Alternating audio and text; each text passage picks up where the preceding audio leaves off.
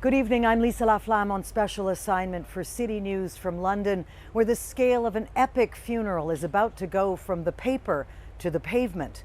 Details were released today, and tonight we can tell you some of the people who'll be there. Heading to London are Prime Minister Justin Trudeau and his wife Sophie, along with 4 former Prime Ministers, Governor General Mary Simon and former Governors General Michael Jean and David Johnson. Representatives from First Nations, Inuit and Métis peoples, as well as select members of the Order of Canada. The funeral plans are in equal part dictated by history and the Queen herself.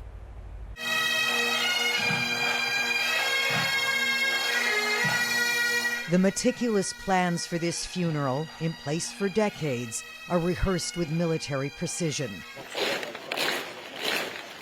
Practicing the last duty 150 sailors from the Royal Navy will carry out for their Commander-in-Chief. Right down to carrying an empty black coffin on a gun carriage used for Queen Victoria's funeral. Monday morning is the real thing. Members of the British military, along with the Royal Canadian Mounted Police and Canadian Armed Forces, as well as the royal family, will walk to Westminster Abbey for the hour-long service.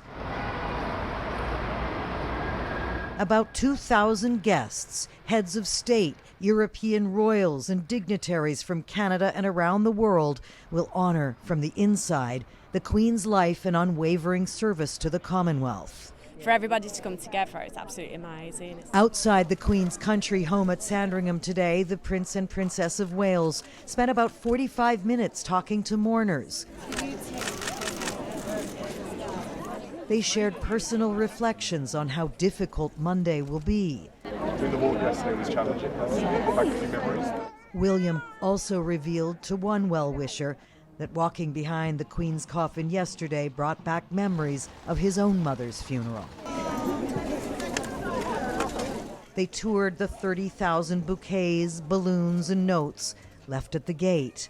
But it's this scene that conveys the magnitude of Her Majesty's reach. Thousands wait along the Thames. All ages and all corners of the world are snaking their way toward the inner sanctum of Westminster Hall, where mourners silently and respectfully file past. The brightly lit coffin is protected day and night by the most senior members of the Sovereign's bodyguards. The 6-hour rotation was too much for one royal guard who suddenly collapsed. Police rushed in to help, and he quickly resumed a noble duty. Among the thousands who've already paid their respects to the late monarch, today, former Prime Minister Theresa May and members of Parliament, all part of the monarchy's 900-year history to receive a public farewell. This is on some level a history lesson, but at its heart, it is humanity, that intangible link between the monarch and the mourners.